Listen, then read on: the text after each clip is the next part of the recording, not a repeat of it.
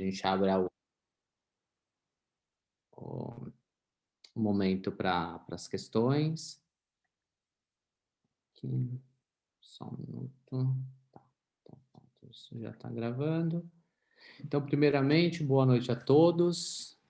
É um prazer tê-los aqui nessa noite. Hoje é um evento para tratar dos aspectos jurídicos da cidadania italiana. Antes de mais, gostaria também de agradecer a comissão, a subseção da Ordem dos Advogados de Santana, agradecer ao presidente, o Dr. Peter, agradecer também ao Dr. Ricardo Bergossi, que está aqui com a gente, que vai hoje palestrar para a gente, trazer um pouquinho aí de material. O Dr. Ricardo tem uma vasta experiência com a cidadania italiana, teórica e prática, não é, doutor? Se eu não abordar todo o conhecimento do doutor, né, não trazer aqui a experiência, pode me corrigir, esteja à vontade, tá bom? Pronto. Agradecer também aos membros da Comissão de Direito Internacional que estão presentes, agradecer também aos membros das outras comissões e os demais colegas e o público em geral, tá bom? Que está aqui. Como é que isso hoje a gente vai orientar os trabalhos? O Dr. Ricardo fará uma breve introdução do tema da cidadania italiana. Depois a gente abre para as questões dos membros da mesa, tá bom? Os membros da comissão. Depois as questões do público em geral. E eu vou pedir para vocês direcionarem essas questões para o nosso chat aqui do Zoom, tá bom? Depois a gente faz um breve encerramento.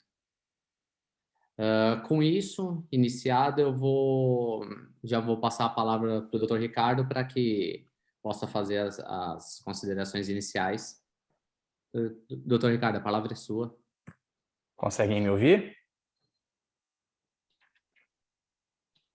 Perfeitamente. Inicialmente, boa noite. Quero igualmente começar com os agradecimentos, agradecer a subseção, a diretoria pelo constante apoio à Comissão de Direito Internacional, agradecer ao Dr. Eduardo pela condução, e eu tenho certeza que a gente vai fazer um bate-papo muito aprofundado, muito bacana. Para quem não conhece, o Dr. Eduardo ele é especialista em cidadania italiana, em cidadania portuguesa, corrijo, né, trabalha em Portugal, mestrando na Universidade de Coimbra. Então, a gente tem aqui duas perspectivas do direito internacional nesse bate-papo que vai nos permitir trocar informações no mais alto nível, acredito eu. E quero agradecer, acima de tudo, a todos que destinaram um tempo para assistir esse conteúdo que está sendo gravado.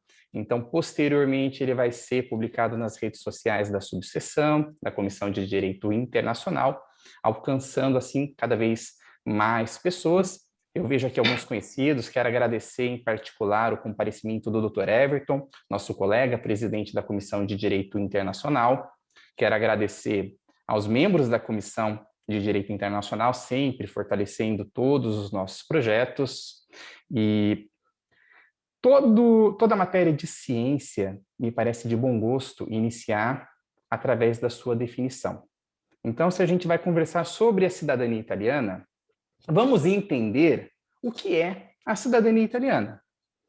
A primeira coisa que eu gostaria de abordar com vocês, temos alguns colegas advogados aqui, estamos em uma casa de advogados, muitas vezes isso pode gerar alguma confusão, porque do ordenamento jurídico brasileiro, que muitos de vocês, doutores e doutoras, estudaram, cidadania e nacionalidade tem uma definição diferente. Então, nós temos aqui na nacionalidade, prevista no artigo 12 da Constituição, é o vínculo jurídico de direitos e deveres de um indivíduo para com o Estado.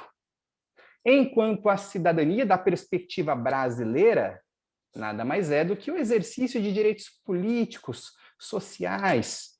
E é interessante que quando a gente está da perspectiva, não vou dizer só italiana, mas da perspectiva europeia, a mesma coisa, por exemplo, no universo da cidadania portuguesa, quando a gente usa o termo cidadania, nós não estamos falando só do exercício de direitos políticos e sociais, nós estamos falando justamente do vínculo jurídico de um indivíduo para com o Estado.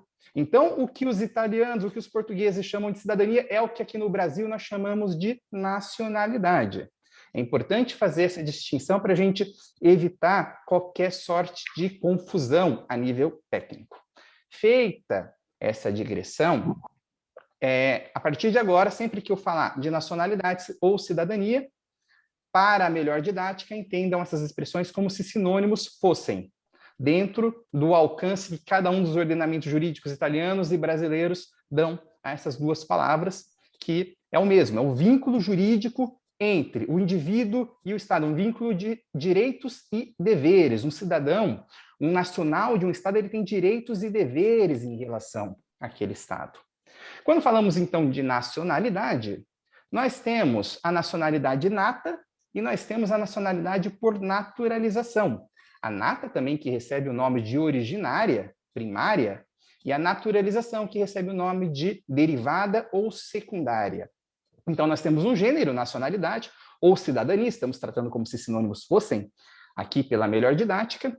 Nós temos a nata como espécie e a naturalização. Nós iremos conversar essa noite sobre a nacionalidade, sobre a cidadania italiana nata, originária, aquela que vem dos descendentes, que muitos de vocês conhecem sob o nome de iuris sanguinis.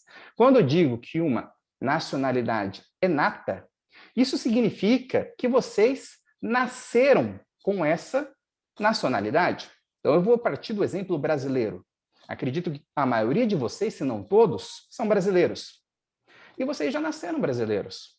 E vocês nasceram brasileiros pelo simples fato de ter nascido no território do Brasil. A Constituição Federal, ela diz que é brasileiro nato o filho de pai ou mãe, desculpa, confundi aqui, é brasileiro nato quem nasceu em território brasileiro, independente da nacionalidade dos pais. Isso significa que se um casal de argentinos, eles estão aqui no Brasil a turismo e eles têm um filho aqui, esse filho, ele é brasileiro, por força de lei, ele nasce com o direito à nacionalidade brasileira.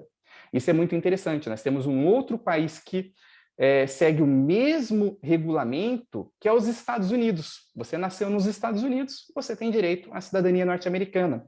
Tem até um fenômeno que acontece, alguns famosos, algumas pessoas com maior poder aquisitivo, quando a mulher ela está grávida, eles decidem ter o filho nos Estados Unidos para que o filho nasça cidadão norte-americano. Eu não necessariamente recomendo isso, né? Pelo menos da perspectiva tributária, os Estados Unidos é um país muito agressivo, então a partir do momento que você é um cidadão americano, você paga tributo independente de onde você mora. Que é uma coisa, por exemplo, que não acontece com Portugal, uma coisa que não acontece com a Itália, mas enfim, isso acontece. Agora, por que é assim no Brasil? Por que é assim nos Estados Unidos? Porque esses países orientam o seu direito de nacionalidade conforme a regra do iuris solis. Agora, o que é iuris solis, esse nome pedante? É uma expressão em latim que, numa tradução literal, significa direito de solo. Então, nós estamos falando de uma regra territorial. Lembrem, para ser brasileiro, basta nascer no território do Brasil. Só que a Itália, ela orienta o seu direito de nacionalidade conforme uma outra regra. E o nome dessa regra, tenho certeza que alguns de vocês já escutaram, é iuris sanguinis, que numa tradução literal, uma expressão em latim, que significa direito de sangue, que nada mais é do que o direito pela filiação, pela descendência. Então, enquanto para você ser brasileiro basta nascer no território brasileiro, essa é a regra geral, para você ser italiano, basta você ser descendente de italiano. Então, é simples assim. Quem tem direito à cidadania italiana? O descendente de italiano. Simples assim, fácil desse jeito. Não importa o local de nascimento dessa pessoa. Se ela é filha, se ela é descendente de italiano, mesmo que tenha nascido na Guatemala, no Brasil, no Japão, esta pessoa tem o direito por nascimento ao reconhecimento da cidadania italiana. E essa regra, ela está expressa hoje no ordenamento jurídico italiano, na Lei número 91, de 1992, artículo 1º. É cittadino per nascita il figlio di padre ou de madre cittadini, que numa tradução literal significa é cidadão italiano, o filho de pai ou de mãe cidadão. Então, regra geral, para ser italiano, basta ser descendente de italiano. Essa era a primeira informação que eu gostaria de compartilhar com vocês essa noite. A segunda informação é que a cidadania italiana, ao contrário de outras nacionalidades europeias, ela não tem limite de gerações.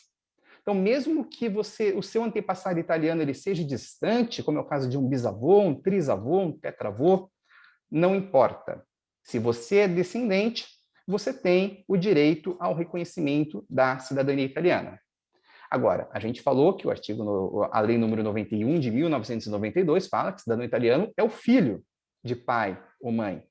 Então, de repente, essas duas informações elas podem parecer contraditórias. Eu vou explicar com um exemplo, isso vai ficar muito fácil para todo mundo. Então, digamos que o seu antepassado italiano é o seu trisavô. Ele nasceu na Itália, na época das grandes imigrações, no final do século XIX, no início do século XX. Ele veio ao Brasil, digamos que ainda criança, ele cresceu, ele se casou com uma brasileira. Desse casamento, nasceu o seu bisavô.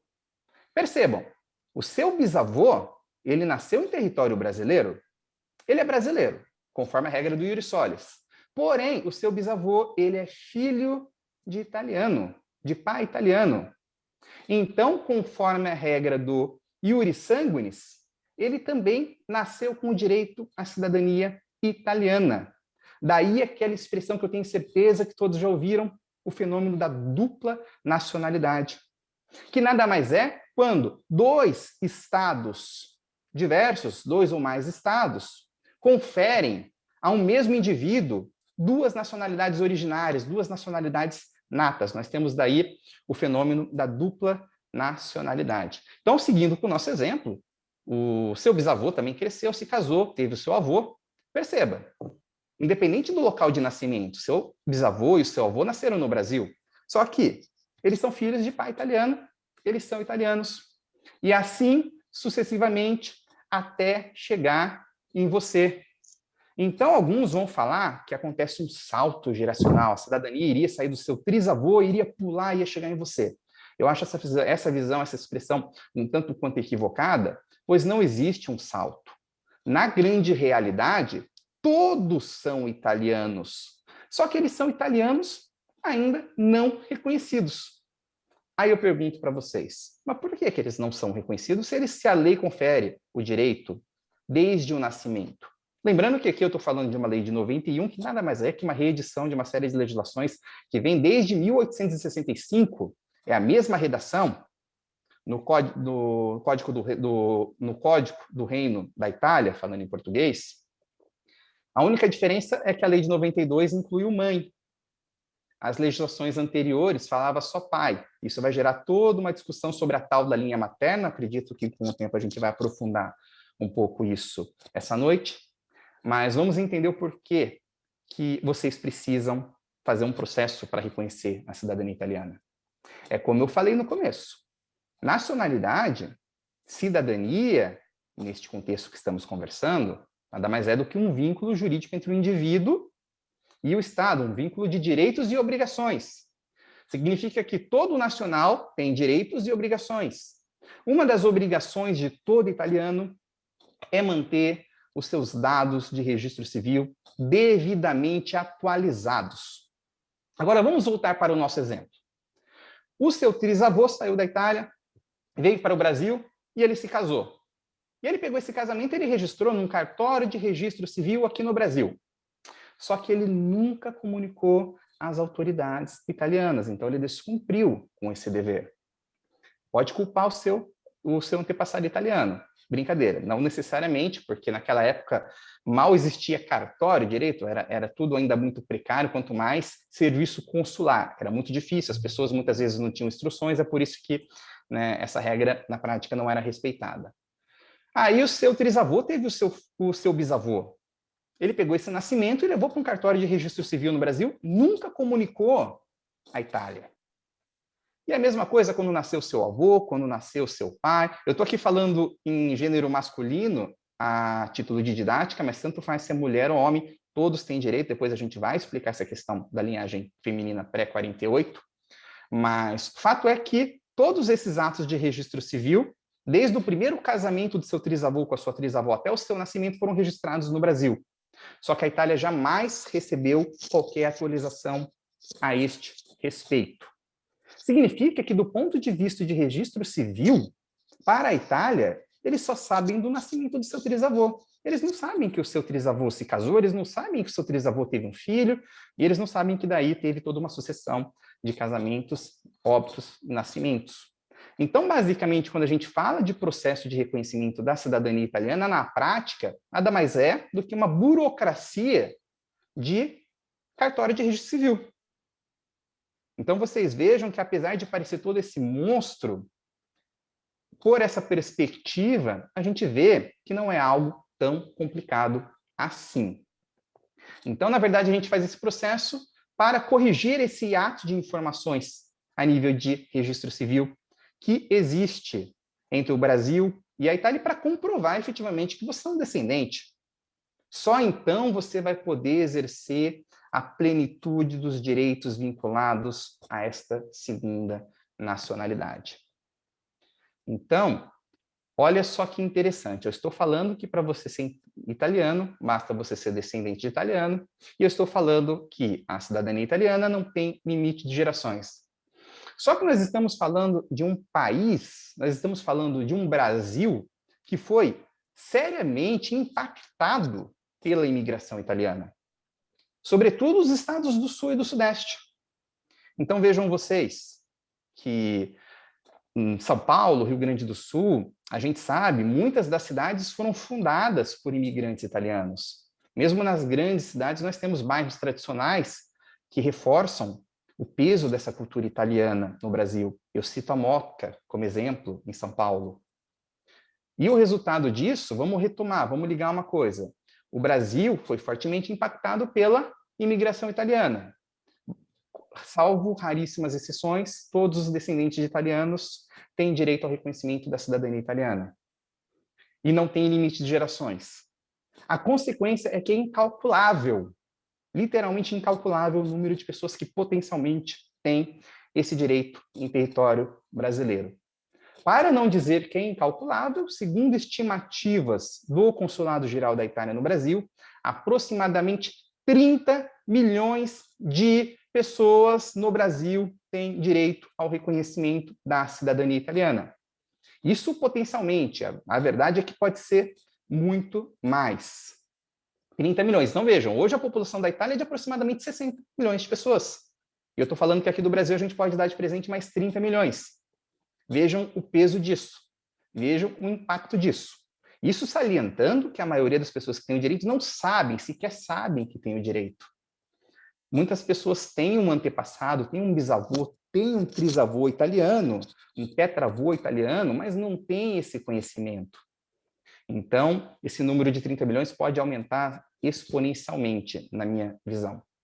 E é por isso que eu digo, se você nasceu no Sul ou no Sudeste, em especial em São Paulo, Rio Grande do Sul, Espírito Santo, e você tem esse desejo, eventualmente, de viver uma vida mais internacionalizada, seja para viagem, seja para eventualmente morar no território europeu, é muito interessante você resgatar o seu histórico familiar. Eu diria até que é um golpe de falta de sorte você não ter pelo menos um antepassado italiano. Você tem 4 avós, você tem 8 bisavós, você tem 16 trisavós, 32 tataravós, e você precisa que apenas um tenha nascido na Itália. Seja um imigrante italiano que veio ao Brasil para poder pedir o reconhecimento da cidadania italiana. E eu falo isso quando eu reconheci a minha cidadania italiana. Às vezes a gente tem um sobrenome, no meu caso Bergossi, além, né, da cultura familiar, o seu avô, a sua avó, o seu bisavô, dali você sabe que você tem uma descendência italiana.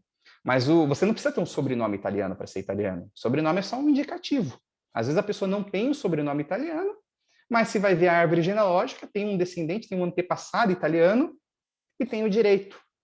Eu, quando fui fazer o meu processo, eu sabia que eu tinha descendência pela família Bergossi, porém, quando eu aprofundei o estudo da minha árvore genealógica, eu descobri que eu tinha, inclusive, descendências por outras ramificações, família Stradiotti, família Città, que eu não conhecia. Então, eu reforço, quem, eventualmente, tem o interesse de resgatar essa herança cultural, vale muito a pena olhar com bastante carinho para a árvore genealógica. Ah, mas como que eu faço isso? Mais para frente a gente vai falar sobre como localizar os documentos e eu vou ter a oportunidade de explicar um pouco mais como que você faz esse resgate da sua herança familiar, do seu histórico familiar. Então, essa é a minha introdução, doutor Eduardo. Se você tiver algumas perguntas, a gente pode prosseguir. Pronto, maravilha, doutor Ricardo. Acho que as considerações iniciais foram muito boas e realmente é o que o doutor comentou, né? Todo mundo tem todo mundo assim, né? Grande parte das pessoas tem ali um descendente europeu ali. É uma questão de procurar aprofundar, enfim, e vale muito a pena, né? Fora os benefícios que trazem, não é? Mesmo em termos de escolhas para a pessoa se eventualmente decidir. Fechar o microfone. Já tá. Enfim, mas é um tema muito, muito relevante mesmo e que eu tenho certeza que importa para muitas pessoas. Eu vou me aproveitar da condição de estar moderando a palestra e vou fazer algumas perguntas que, pelo menos assim, me parecem as mais pertinentes para o doutor Ricardo. Doutor Ricardo, então, assim, muito objetivamente, qual que é a previsão, então, legal? O doutor já comentou a lei, vamos ver se eu entendi isso direito. Então, qual que é a previsão legal do âmbito da cidadania italiana?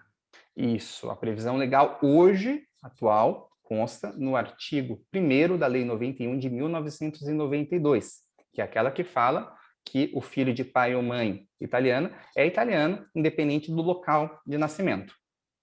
Claro que, como eu falei, essa lei é uma reedição de outras legislações que têm origem no Código Civile del Regno d'Italia, que é o Código Civil do Reino da Itália, logo após a unificação da Itália. A única diferença é que a lei de 92 introduziu a mãe. Antigamente era italiano só o filho de pai. Isso gera toda uma problemática que eu tenho certeza que o doutor vai querer explorar. Né? Lembrando a todo mundo que quem quiser fazer qualquer pergunta dentro do tempo que a gente tem, manda no chat e no final a gente vai ter muito prazer em responder. Perfeito. Realmente, eu tinha falado no início da palestra, teve algumas pessoas que entraram depois. Eu estou me aproveitando aqui da condição de moderador e estou iniciando com as perguntas, mas depois a gente abre para os membros da mesa e depois para o público em geral. Então, assim, eu vou perguntar uma coisa também que me ocorre constantemente. É possível estabelecer um padrão de documentos, uma lista de documentos para, vamos, né, um checklist para obter a cidadania italiana? Um documento, Sim. uma lista padrão, não é? Não diria uma lista padrão, porque vamos entender o seguinte: você, descendente de italiano, ou você profissional que trabalha com a cidadania italiana, um advogado que trabalha com a cidadania italiana, você pode vislumbrar 3 caminhos para o reconhecimento da cidadania italiana. O primeiro caminho seria pelo consulado. Então, quem reside no Brasil, o caminho mais natural seria através dos serviços de um consulado geral da Itália no Brasil. E aqui nós temos alguns, nós temos São Paulo, nós temos o Rio Grande do Sul, nós temos o consulado de Curitiba, nós temos o consulado de Recife, nós temos a embaixada em Brasília. Então você precisa verificar em qual circunscrição consular você está. Esse seria a primeira opção. É evidente que o processo pelo consulado é a opção mais simples, é a opção mais econômica, só que ela tem um pequeno lado negativo, sobretudo no Sudeste, que é a fila de espera. Aqui em São Paulo, por exemplo, a fila de espera costuma demorar mais de 10 anos, às vezes 12 anos. E isso é muito complicado, que nem todo mundo tem a vontade ou a possibilidade de esperar todo esse tempo. E eu não estou nem fazendo uma crítica ao consulado. Isso acontece justamente por causa daquilo que a gente falou no começo. O Brasil ele foi fortemente impactado pela imigração italiana. Então, a cidadania italiana no Brasil virou uma questão de massa. Só que um consulado ele não foi originalmente preparado para lidar com demandas de massa.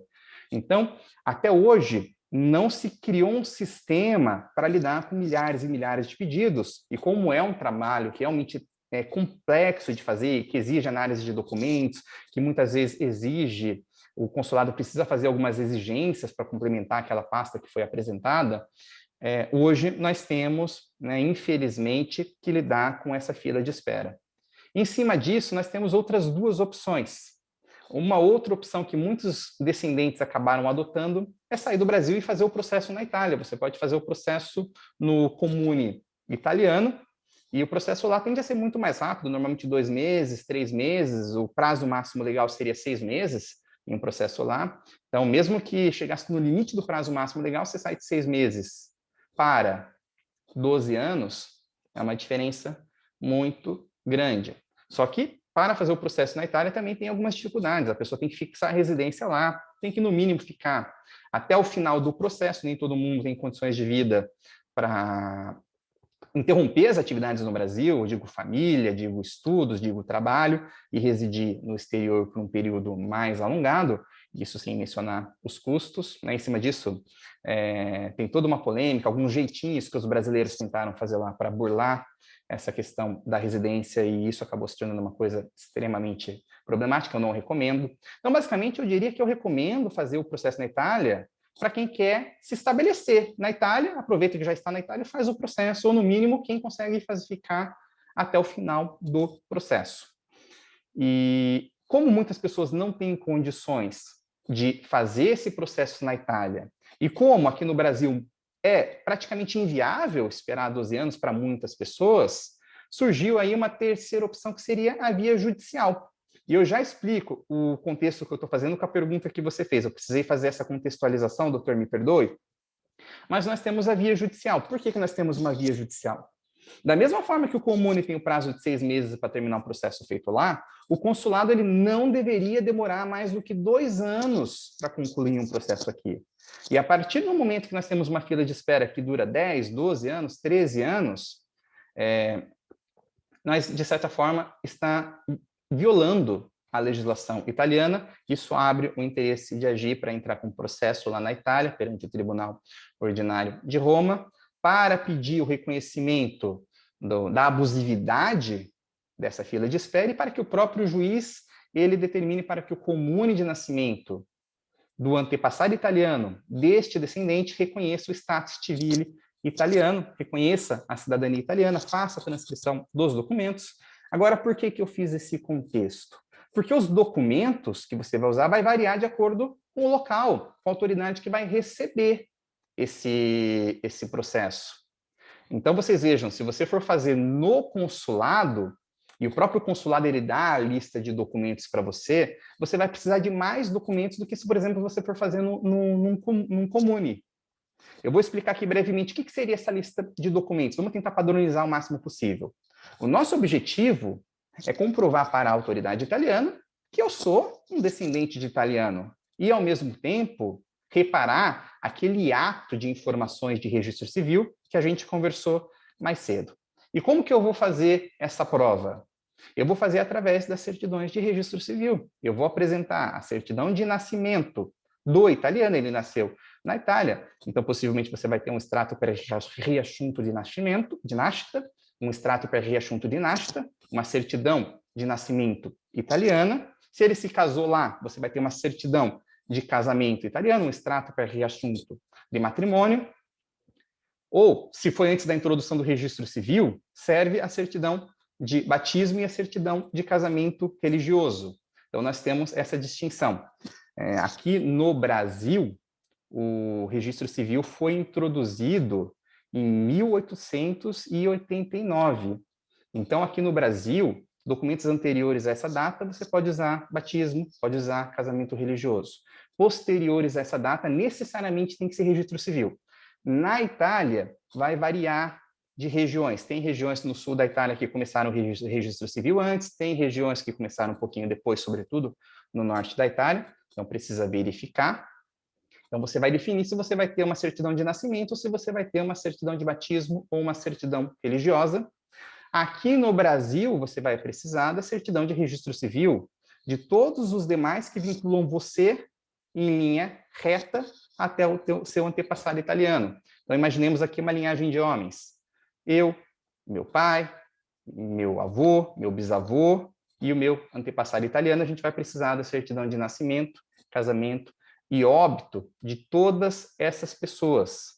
Só que a certidão de óbito tem um detalhe, aí por isso que eu fiz aquela contextualização no começo. Um processo judicial não é um documento indispensável. Mesmo se você for fazer no comune, eu conheço comunes que eles não exigem a certidão de óbito. Então, não existe aí como a gente padronizar, que o doutor perguntou. No consulado, sim, você tem que apresentar a certidão de óbito. No consulado, eles vão pedir, inclusive, se o seu antepassado, se alguém se divorciou, se casou de novo, eles vão querer a certidão de casamento anterior, eles vão querer a certidão que prova o divórcio ou o óbito da ex-esposa. Isso o comune não pede, isso o Poder Judiciário não pede. Então, você vai saber quais são os seus documentos de acordo com a estratégia que você for adotar para o seu processo, de acordo com o local, a autoridade que vai receber o seu processo. E, além disso, nós temos a famosa CNN, que é a certidão de não naturalização. O que seria uma certidão de não naturalização? Acontece que alguns italianos, quando eles chegavam ao Brasil, para exercer um cargo público, sobretudo vinculado às Forças Armadas, eles precisavam se naturalizar brasileiros, e naquela época, hoje não mais, e naquela época, ao se naturalizar brasileiros, eles perdiam a cidadania italiana. E se o seu antepassado, que é filho desse italiano, ele nasceu depois dessa naturalização, como o seu antepassado já não era mais italiano, ele não consegue transmitir a cidadania italiana para esse filho, isso prejudica a transmissão por filiação. Então, a autoridade italiana vai pedir essa certidão de não naturalização do seu antepassado italiana, a CNN, ou mesmo uma certidão positiva, considerando que o filho dele nasceu antes, justamente para verificar se não houve esse prejuízo em relação à regra de filiação.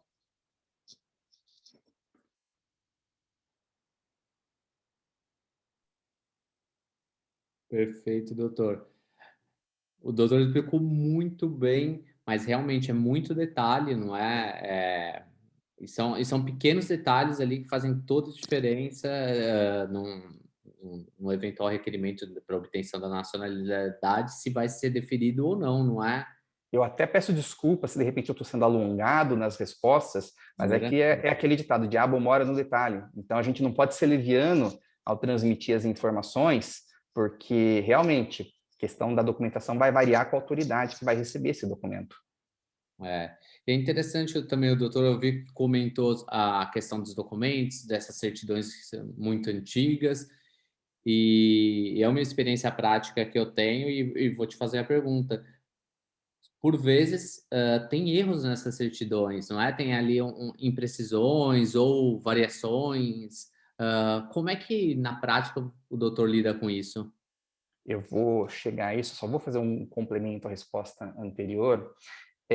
Também tem a questão dos divorciados. Se um dos requerentes se divorciou, ele vai precisar, muitas vezes, desarquivar esse processo, fazer a cópia integral de um processo judicial. Se o divórcio ele for judicial, você vai precisar desarquivar o processo, fazer a cópia integral, cópia autenticada, com assinatura em todas as páginas, e vai ter que fazer a tradução juramentada da petição inicial, da ata de julgamento, instrução, da sentença, da certidão de trânsito em julgado, ou seja, dos principais atos do processo, vai ter que fazer a tradução juramentada e vai ter que fazer o apostilamento. Isso é muito importante, porque o seu documento de casamento, de nascimento, ele vai ser transcrito pela autoridade italiana. Ele não vai ser traduzido, ele vai ser transcrito. Significa que a autoridade italiana, seja do comune onde você vai fazer o processo, seja do comune de nascimento do seu antepassado italiano, ele vai pegar todas essas informações e vai colocar no livro daquele comune, como se o ato tivesse sido realizado lá. Então, você vai ter uma certidão de nascimento italiana, você vai ter uma certidão de casamento italiana igual a qualquer italiano que celebrou o casamento ou que nasceu na Itália. E para fazer esse ato, ele precisa das cópias desse processo. Agora, voltando para a pergunta do doutor, isso é realmente um peso, eu diria um peso, que tanto quem vive o contexto da cidadania portuguesa como quem vive o contexto da cidadania italiana precisa lidar. Na minha visão, essa é a parte mais trabalhosa de um processo de reconhecimento da cidadania italiana, que é justamente localizar todos os documentos, em especial os mais antigos. Então, assim, eu não vou poder esgotar o assunto, eu ia precisar de uma live inteira para esgotar o assunto, mas eu vou dar algumas dicas práticas que, com certeza, vão ajudar, se esse for o seu caso, se esse for o caso do seu cliente. E a primeira coisa que você vai fazer é pegar as certidões que estão mais fáceis. Você pegando a sua certidão de nascimento, você pegando a sua certidão de casamento, você vai observar uma coisa muito interessante. Nesses documentos, além das suas informações, quando eu digo as suas informações, eu falo de nome completo, eu falo do local de nascimento, eu falo da idade. Vão ter informações de 2 gerações acima.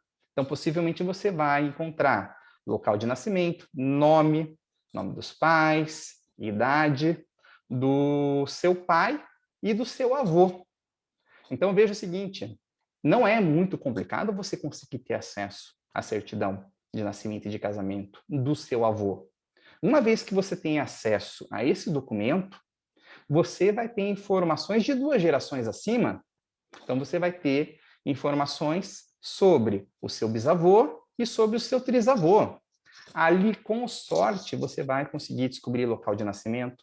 Ali, com sorte. Eu digo com sorte porque nem sempre. Algumas certidões eram um pouco mais enxutas, mas eu diria que na grande maioria você vai conseguir essas informações. Local de nascimento, data de nascimento, idade, nome dos pais. Então, esse seria o passo inicial para fazer essa busca. Então, eu comecei a nossa introdução falando que se eventualmente você que está assistindo esse conteúdo tem esse desejo de conquistar, de reconhecer uma nacionalidade europeia, vale a pena você seguir esse processo. Pega a certidão de nascimento e de casamento do seu avô, verifique os dados anagráficos vinculados ao seu bisavô e seu trisavô. Talvez você tenha uma surpresa, talvez conste um italiano, talvez conste um italiano nascido em Firenze, ou como a gente costuma falar aqui, Florença. Nós temos outras coisas que nos ajudam muito, muito, muito, muito, que são os sites, o Family Search, o MyHeritage, que, sobretudo, o Family Search, ele é um site que decorre de um trabalho desenvolvido pelos Mormons para resgatar alguns documentos mais antigos, para resgatar a origem genealógica de várias famílias. É um site muito completo. Com sorte, lá você consegue informações que vão te ajudar a rastrear os documentos mais antigos, o MyHeritage. Apesar do MyHeritage é um site pago, o Family Search ele é um site gratuito. Eu exorto vocês a olhar também o Museu da Imigração, ou seja, o Museu da Imigração aqui em São Paulo, os arquivos no Rio de Janeiro, no Espírito Santo, no Rio Grande do Sul. Você vai conseguir, nesses arquivos, no Museu da Imigração, com alguma sorte, a informação do embarque, quando esse imigrante embarcou no Brasil. Porque quando eles chegavam no Brasil, era feita uma triagem, eles ficavam no local, eles faziam um cadastro, essas informações ficaram registradas. Então, de repente, você pode saber qual foi o porto de origem, você pode conseguir algumas informações, com quantos anos ele chegou. Quando ele chegou, ele veio com a esposa? Ele não veio com a esposa? Então, isso já começa a te ajudar a localizar o documento italiano. E aí, vamos para o documento italiano.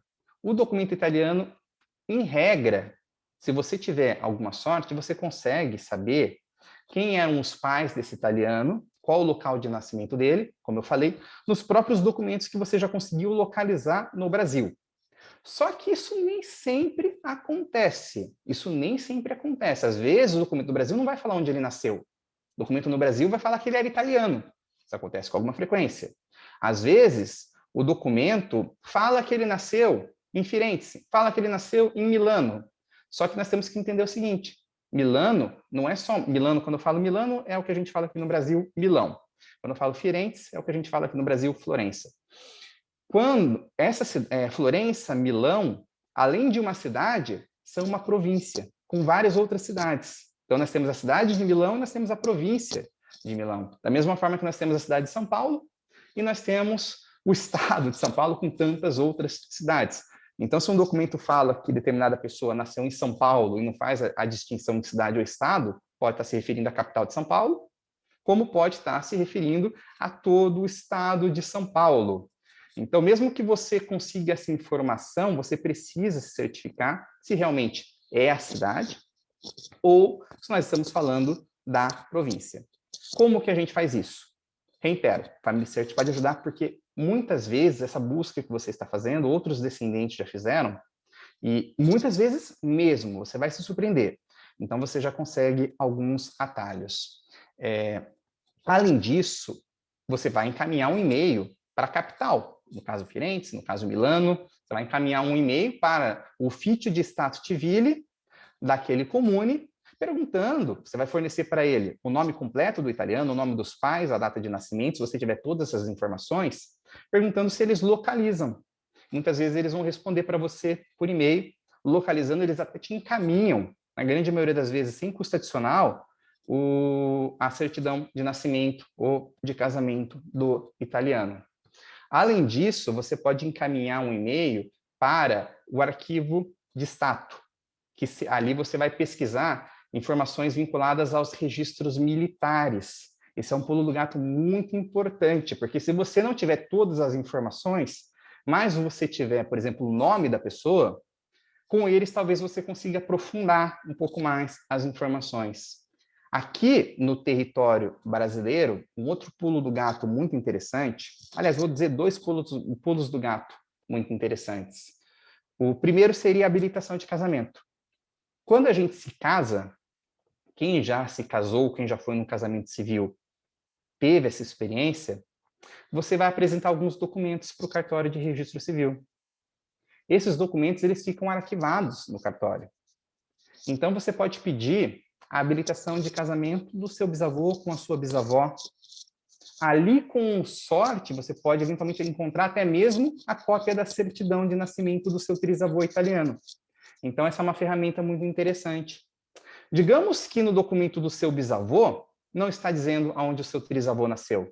Só que o seu bisavô tem uma série de outros irmãos. Vale a pena você pedir a certidão de nascimento e casamento desses outros irmãos, sobretudo o mais velho. Ali talvez você consiga uma informação. Se não conseguir, a habilitação de documentos pode ajudar. Estamos falando com vários colegas que são advogados. Você pode ir no distribuidor e perguntar com os dados que você tem se tem algum processo judicial. Às vezes um inventário, que está um inventário em nome desse italiano. No processo judicial você pode localizar alguns documentos. Evidentemente que existem uma série de outras ferramentas, mas essas são as principais e mais simples que qualquer pessoa pode ter acesso, e espero ter sido claro, é bastante informação, mas evidentemente vocês tendo alguma dúvida, vocês podem colocar aí no chat. Doutor, mais uma vez eu peço desculpa por ter me alongado demais na resposta. Não, de maneira nenhuma, e foi super esclarecedor, doutor Ricardo. Realmente, até para mim, que estou aqui no dia a dia da cidadania portuguesa, ajuda imenso algumas das ferramentas que o doutor comentou e peguei algumas dicas aqui também para o meu dia a dia. Eu coloco mais uma questão. Eu não sei se o doutor... mas eu acho que ainda não respondeu. Foi a questão de, eventualmente, esses documentos têm alguma imprecisão, alguma incorreção, algum detalhe que precisa ser corrigido. E até reforço aqui para os colegas, não é?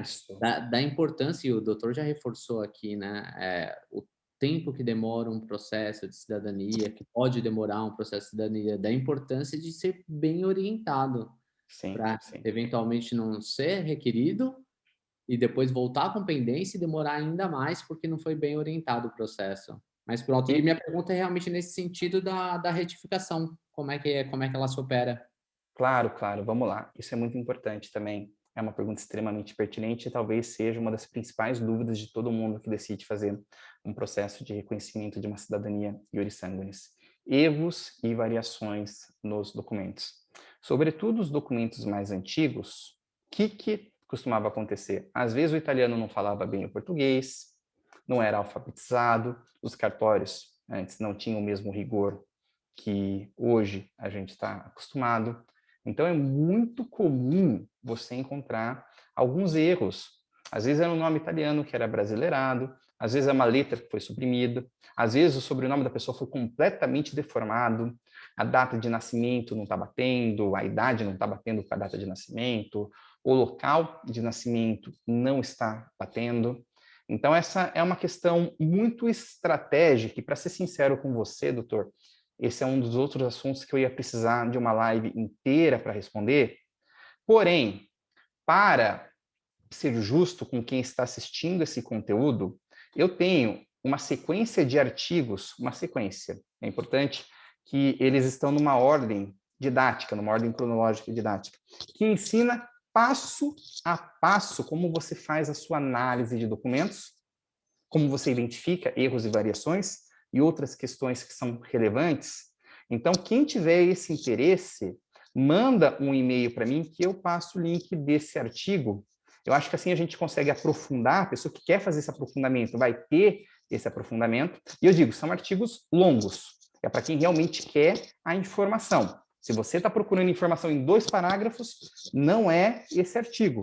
E provavelmente você não vai conseguir fazer a coisa direito, porque essa realmente é uma das partes mais estratégicas, essa é uma das partes mais delicadas, né? Com a informação que a gente coloca nesse artigo, eu tenho muita convicção que você mesmo consegue fazer análise dos documentos para o seu cliente, ou para o seu próprio caso, para a sua família.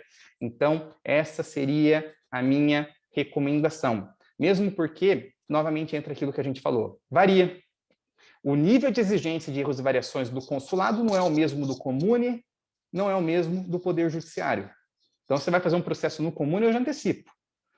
Busque uniformizar tudo. Só que você não pode começar a fazer análise sem ter nas mãos todas as certidões.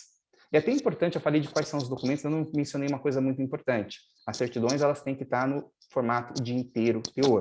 Certidão de breve relato não serve para o processo de cidadania italiana. Ah, mas eu não sei o que é uma certidão de breve relato, eu não sei o que é uma certidão de inteiro teor. A certidão de breve relato é aquela que a gente está acostumada, é aquilo que o cartório emite por padrão. Possivelmente, se você já pegou uma certidão em mãos fora do contexto da cidadania italiana, foi de breve relato. Ela tem apenas um resumo dos principais dados e informações. A de inteiro teor, ela conta toda a historinha, ela é completa. Ela conta nos dias tal, veio o sujeito tal e declarou tal, na presença de tais testemunhas. Então, a gente precisa desse do formato de inteiro teor. Se você não pedir especificamente para o cartório, eu quero uma certidão de inteiro teor, provavelmente ele vai te dar uma de breve relato. E aqui, para o contexto que a gente está falando da retificação, é muito importante. Para você fazer uma análise de documentos, você precisa ter todas as certidões, desde a certidão do italiano até os seus próprios registros civis, e você tem que ter todas essas certidões no formato de inteiro teor. Então, é um erro muito comum que as pessoas praticam de querer fazer análise com certidão de breve relato, e isso pode gerar alguns problemas. Primeiro problema é que, às vezes, a certidão de breve relato foi feita ali no ato, e o erro está na certidão de breve relato, mas o livro está correto. A transcrição que está errada. E você vai fazer todo um esforço para retificar uma coisa que, na verdade, não havia a necessidade. A segunda coisa é que a certidão de inteiro teor tem mais informações do que a certidão de breve relato. Então, você precisa se pautar a partir de todas as informações para você conseguir verificar se existe uma contradição entre os dados de uma certidão e outra, ou, em alguns casos, até uma contradição interna. Então, seriam as dicas que eu dou, mas, assim, muitas coisas na cidadania italiana você mesmo pode fazer, mesmo sem a contratação de um advogado. Só que a parte da análise dos documentos é muito importante que, ou você tem acesso a um bom conteúdo, eu recomendo, quem tiver interesse, manda um e-mail, eu mando esse artigo, com a leitura desse artigo você vai estar gabaritado a fazer a sua análise de documentos, ou, por segurança, eu realmente recomendo contratar um especialista para evitar transtornos maiores, porque um processo mal preparado pode gerar muita dor de cabeça, prejuízo de tempo e de dinheiro. Eu não sei qual dói mais, porque quem está fazendo a cidadania italiana tem muita ansiedade. O elemento tempo é muito importante. Ninguém quer perder tempo. Então, seriam essas dicas que eu dou. Não vou poder me aprofundar mais nesse assunto, porque, repito, esse seria um assunto que ocuparia uma live inteira. Perfeito, doutor. Muito obrigado pela explicação. Realmente, se a gente não tem a pretensão aqui de esgotar o tema, porque senão a gente ficava aqui noite afora.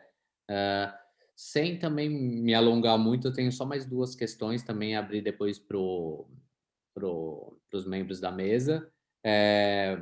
O cônjuge desse descendente italiano, ele tem algum direito? Tá, maravilha. O importante da gente abrir como introdução e contextualizando bem a temática nos facilita para responder uma questão como essa. Então, eu abri a presente palestra falando que existe uma diferença entre a cidadania nata e a naturalizada. Nata, você já nasceu com ela. A naturalizada, você não nasceu com ela. Digamos que o doutor Eduardo decide morar no Canadá e, para ali se estabelecer, ele se naturaliza canadense. Ele não nasceu canadense, mas ele adquiriu essa segunda nacionalidade por um ato de vontade, evidentemente preenchido alguns requisitos. Quando eu estou falando de cidadania por descendência, eu estou falando de uma cidadania nata. Você já nasceu com ela, basta você comprovar através dos documentos que a gente conversou agora há pouco. Quando eu estou falando do marido, quando eu estou falando da esposa, eles teriam direito, sim, de adquirir a cidadania italiana. Percebam o verbo. Quando eu falo dos descendentes, eu falo de reconhecer. Quando eu falo do marido, da esposa, eu falo de adquirir. Por que tem essa diferença nos verbos? Você não pode adquirir uma coisa, você não pode reconhecer uma coisa, você não pode adquirir uma coisa que já é sua. Você só vai adquirir uma coisa que não é sua. Você, descendente, nasceu italiano, então você não vai adquirir uma coisa que você já tem, você só vai reconhecer. Agora, o seu marido, a sua esposa, vai ter que adquirir a cidadania italiana e o procedimento para tanto é o procedimento da naturalização. Então, primeiro você vai reconhecer a sua cidadania italiana, a partir disso, abre-se a opção, é uma opção do seu marido, da sua esposa, fazer esse segundo processo para se naturalizar italiano. Aqui eu faço só uma ressalva que é muito importante, nós temos alguns requisitos para a naturalização. Os mais importantes desse seria o requisito de tempo. A pessoa tem que estar casada há mais de 3 anos para fazer o processo, esse prazo se reduz à metade se tiver filhos. Se estiver morando na Itália, prazo a partir da residência de 2 anos. Mas o principal requisito que é importante salientar, é muito importante salientar, porque isso entra na estratégia de vocês. O principal requisito é que o descendente, nós, italianos pela regra do iuris sanguinis, pela regra de filiação, pela regra de descendência, não temos a obrigação de provar proficiência na língua italiana. Eu recomendo, é desejável. Se sou italiano, é desejável que eu fale italiano, mas nós não temos a obrigação legal. Isso não é um requisito para o nosso processo. Agora, para quem vai fazer o processo de naturalização, tem que comprovar a proficiência na língua italiana, no mínimo no nível B1. O que seria o nível B1? Seria o equivalente ao nível intermediário. Se você não faz essa prova, se você não apresenta essa prova, o seu processo de naturalização ele é sumariamente rejeitado. Maravilha, com certeza respondeu minha pergunta, doutor. Coisa parecida também acontece na nacionalidade portuguesa, mas isso fica para um outro momento. Sim. Como última pergunta, eu acho que aqui é importante a gente tratar da problemática da linhagem feminina. O doutor tinha comentado no começo da live, não é? Tem alguma questão nesse sentido, não tem? Tá, isso é importante porque isso aí é outro dos temas que sempre gerou muita confusão. Hoje, graças a Deus, a informação está mais difundida, é cada vez mais raro as pessoas se confundirem, mas há tempos atrás, muitas pessoas, inclusive, deixaram de exercer o direito por acreditar que não teria direito por conta de uma linha materna. É assim que as pessoas falam. Eu não gosto dessa terminologia, linha materna, porque essa terminologia induz a erro. Então, eu prefiro adotar a terminologia linhagem feminina pré-48, eu vou explicar o porquê, mas, por enquanto, para facilitar a didática, vamos falar de linha materna. Por que que eu não gosto do termo linha materna? Porque passa a impressão que se você tiver uma mulher na linha que te vincula ao seu antepassado italiano, você não tem o direito. Essa é a impressão que algumas pessoas equivocadamente têm. Se eu tenho uma mulher, eu tenho uma linha materna, e aí eu vou ter problema. E eu já refuto categoricamente essa premissa. Então, vejam, nós temos a possibilidade de fazer o processo por uma via administrativa pode ser no comune ou no consulado, e nós temos uma via judicial. Isso já foi compreendido. A questão é que quem tem a tal da linha materna não tem essa opção, só pode fazer pela via judicial, e eu já explico o porquê. A grande questão é, eu sou italiano, eu reconheci a minha cidadania italiana. Só que na linha que me vincula ao meu trisavô, que é o meu antepassado italiano, tem duas mulheres, a minha mãe e a minha avó. E ainda assim eu não entrei na regra da linha materna. O meu processo ele foi feito pela via administrativa. Mas como assim? É por isso que a questão precisa ser bem compreendida. Então, vamos, bem brevemente, eu sei que o tempo já está apertado, a gente tem aqui no máximo uns 10 minutos. Bem brevemente, a Itália, antigamente, tinha uma legislação machista, tal como o Brasil. As mulheres não tinham uma série de direitos que os homens tinham. Isso acabou aqui no Brasil, sobretudo, com a Constituição de 1988, que igualou juridicamente homens e mulheres. Na Itália, isso acabou com a Constituição da República Italiana de 1948. Então, vejam vocês, um dos direitos que as mulheres não tinham antes desse marco legal era o direito de transmitir a nacionalidade, a cidadania para os seus descendentes.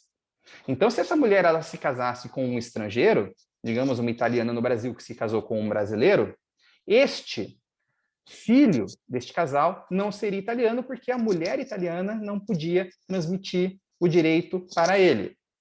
A partir de 1948, se consolidou a igualdade jurídica de homens e mulheres. Então, um filho dessa mesma mulher que nasceu depois desse marco legal, a partir daí já teria o direito de transmitir a cidadania para os seus filhos. Então, é uma situação muito esdrúxula que a gente costuma dar como exemplo. Imagine que uma mulher italiana tem um filho antes de 48 e outro filho depois de 48. O que nasceu antes não é italiano e o que nasceu depois é italiano. Lembrando, claro, que essa mulher se casou com um estrangeiro, porque se ela se casou com um italiano, ele vai ser italiano por parte do pai. O que aconteceu em cima disso? Em 2009, numa decisão extremamente emblemática, a Suprema Corte de Cassação italiana decidiu que isso era um absurdo. Não tem por que fazer essa distinção. A partir do momento que o Estado, a República Italiana, decide que homens e mulheres são iguais, todos têm que ter direito. E o problema é que os órgãos da administração pública não aplicam esse entendimento até hoje. E é por isso que você não consegue, se você tem uma linhagem feminina, é por isso que você não consegue fazer no comune, é por isso que você não consegue fazer no consulado, você só consegue fazer através de processo judicial na Itália. O que, na verdade, parece um problema, mas acaba facilitando, uma vez que você, por processo judicial, você não tem a obrigação de sair do Brasil, você dá uma procuração para o advogado, o advogado vai entrar com o processo, você consegue colocar outros familiares no mesmo processo, rateando custos. Então, algumas pessoas têm como se fosse uma dificuldade, mas na prática acaba sendo uma facilidade. Eu conheço muitas e muitas pessoas que são descendentes da tal da linha paterna, que preferem entrar com o processo judicial contra a fila dos consulados, para não ter que esbarrar nas dificuldades da via administrativa. E eu falei, eu tenho duas mulheres na minha linhagem, mas eu fiz o processo pela via administrativa. Como isso? Simples. A minha avó nasceu antes de 48.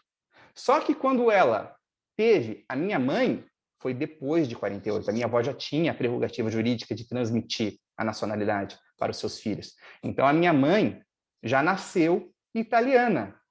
Agora, se a minha mãe tivesse nascido antes de 48, eu não poderia fazer o processo pela via administrativa, a minha única opção seria a via judicial.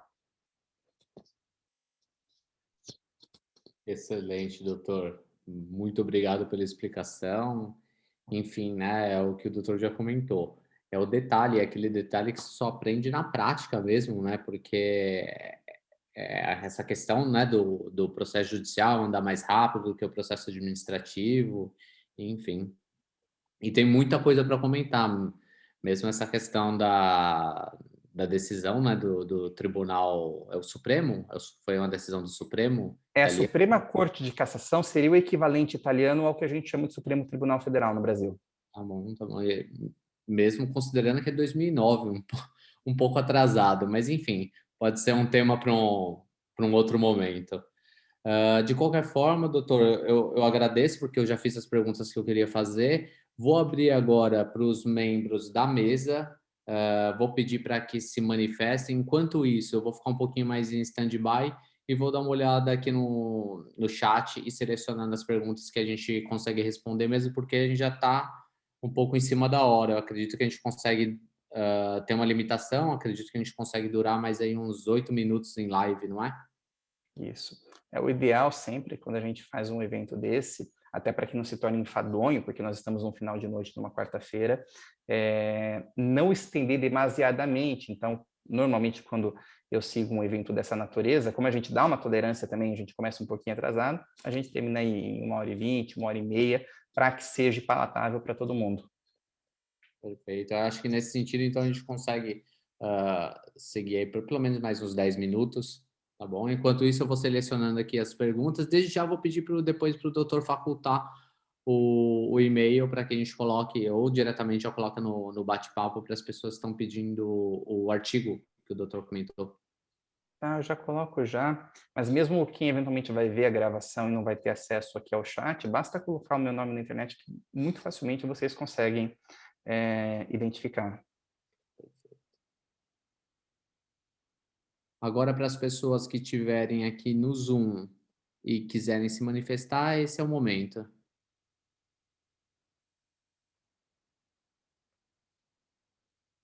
Tem bastante pergunta aqui. Tem bastante no chat, qualquer coisa a gente olha para elas. Às vezes as pessoas estão um pouco mais acanhadas de vir ao vivo.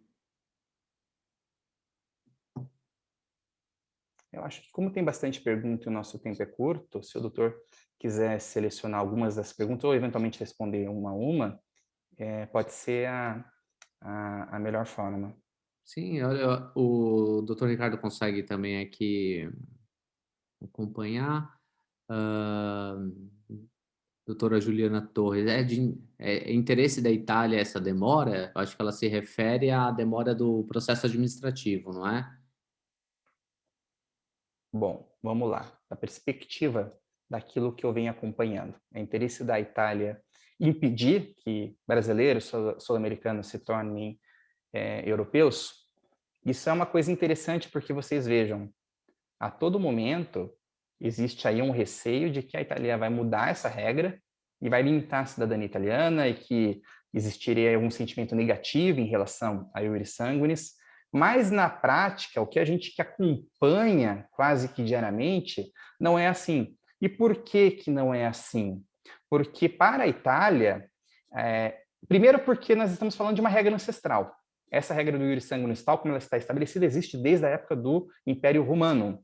Então, para quem está acostumado com um regramento de iuris soli, um regramento territorial, pode estranhar um pouquinho, mas no aspecto cultural, eles estão muito acostumados que seja assim e não existe aí um impulso muito grande contra isso. E segundo, que politicamente é muito interessante. É muito interessante que pessoas do Brasil, da América Latina e de outros países possam reconhecer a cidadania italiana. Primeiro, porque nós temos sim uma herança familiar que nos aproxima da Itália. Querendo ou não, quem teve a vivência de morar na Itália percebe que nós não somos tão diferentes assim, muito por causa dessa herança familiar. E segundo, porque a Itália é um país que está cada vez mais envelhecendo. A força jovem de trabalho muitas vezes acaba preferindo ir para a Holanda, acaba preferindo ir para a Alemanha. Então, essa é uma ferramenta que acaba na prática sendo muito importante porque sai do Brasil, sai de outros países, força jovem de trabalho. E não é qualquer força jovem de trabalho, mas é força jovem de trabalho qualificada. Então, sempre que começa a se expandir um debate sobre limitar o iuris sanguinis, limitar o número de gerações, esbarra nisso, não é interesse do Estado Itália. Na verdade, somos muito bem-vindos e eu diria que temos que agradecer à Itália por esse acolhimento, por realmente conceder aquilo que o Estado tem de mais precioso, que é a nacionalidade italiana, que é a cidadania italiana. É verdade, doutor. Muito bom. Eu vou passar, então, aqui para a questão do Dr. Everton Garcia. Eu acho que ele colocou uma questão que muita gente também pode questionar. Se há necessidade da intervenção de um advogado para aquisição. Ele mencionou a aquisição da cidadania italiana. Desculpa, eu vi aqui uma mensagem que chegou, cortou um pouco a pergunta do doutor. Imagina, doutor, eu repito. O doutor Everton Garcia pergunta se é necessário a intervenção de um advogado para a aquisição da nacionalidade italiana. Olha, depende. Se você for fazer o processo no consulado, até o próprio consulado de São Paulo, ele fala que não precisa. Você vai ter um passo a passo muito detalhado lá de como fazer. Então, assim, muita gente consegue fazer o processo sem contratar um assessor, sem contratar um advogado. Se você vai fazer o processo no comune italiano, também pela via administrativa, não seria obrigatório. Agora, se você vai fazer o processo pela via judicial, se você tem a necessidade de fazer uma retificação judicial dos documentos, se você tem a necessidade de fazer uma confecção de certidão tardia, são temas que eu estou falando aqui, nomes que talvez eu não expliquei antes, pode gerar alguma dúvida, mas são situações excepcionais que podem exigir a intervenção de um advogado. Reforça um pouco daquilo que a gente falou, não é? Alguém com experiência para você não orientar mal um processo e demorar mais tempo, Isso. gastar mais dinheiro e tempo do que é necessário, não é? Isso. Sempre que a gente vai fazer alguma coisa, é importante, na medida do possível, contar com um especialista. Um pedreiro consegue construir uma casa, mas será que essa casa vai ser aquilo que seria se tivesse um arquiteto? Exatamente. Então, isso tem que ser levado em consideração. Exatamente. Eu vou tentar aqui ler vamos ver se eu entendi a pergunta Charline Caroline. O processo pode ser feito para uma filiação de vários indivíduos de uma mesma família ou tem que ser individual? A resposta depende. Se você for fazer o seu processo no consulado, se você for fazer o processo no comune, o processo ele é individual. Tem alguns consulados, o consulado de Curitiba, por exemplo, que aceita a pasta familiar, mas, regra geral, o processo é individual. Agora, no processo judicial, essa é uma das vantagens do processo judicial, você consegue colocar vários familiares, desde que eles tenham origem no mesmo antepassado italiano. Acho que a doutora Sheila, nossa colega, ela levantou a mão aqui, acho que ela deve ter alguma pergunta. Tem a palavra, então, doutora Sheila? Não sei se consegue.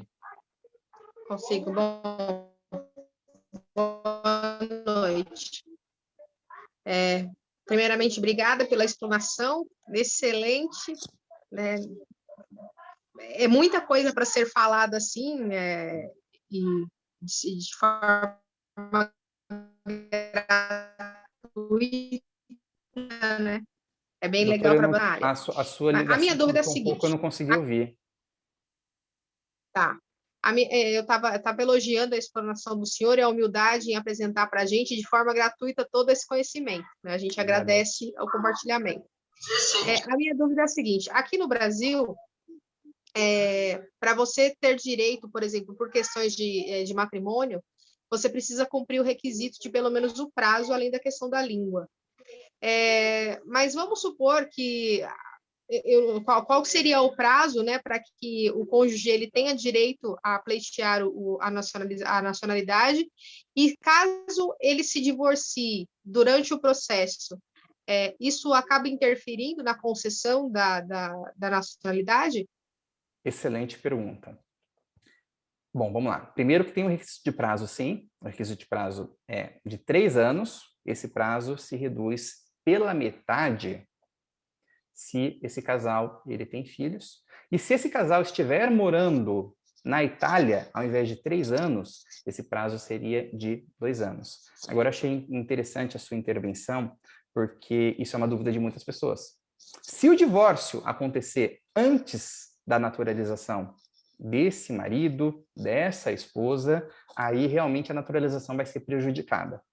Porém, doutora Sheila, você é casada, eu não gostaria até que a minha esposa ouvisse isso, mas enfim, você, doutora Sheila, é casada com um italiano, você se naturalizou italiana. Após o decreto de naturalização, você não perde mais a cidadania italiana em razão do divórcio. Eu posso fazer mais uma pergunta? Claro. Quais seriam os motivos para a perda da naturalização italiana? Essa aqui foi até uma pergunta direcionada aqui no chat também pelo nosso caríssimo Antônio Pratesi. E a lei, que a gente mencionou agora há pouco, número 91, traz algumas hipóteses. Então, militares, servidores públicos, eles eventualmente podem perder a cidadania italiana, desde que eles recebam uma notificação. Então, digamos que a pessoa ela é militar aqui no Brasil. Digamos que as relações entre os dois países acabam piorando e a Itália envia uma notificação para que essa pessoa abandone o cargo público. Essa é uma hipótese prevista em lei que poderia redundar na perda da cidadania italiana. Outra hipótese, a mais comum, seria a renúncia.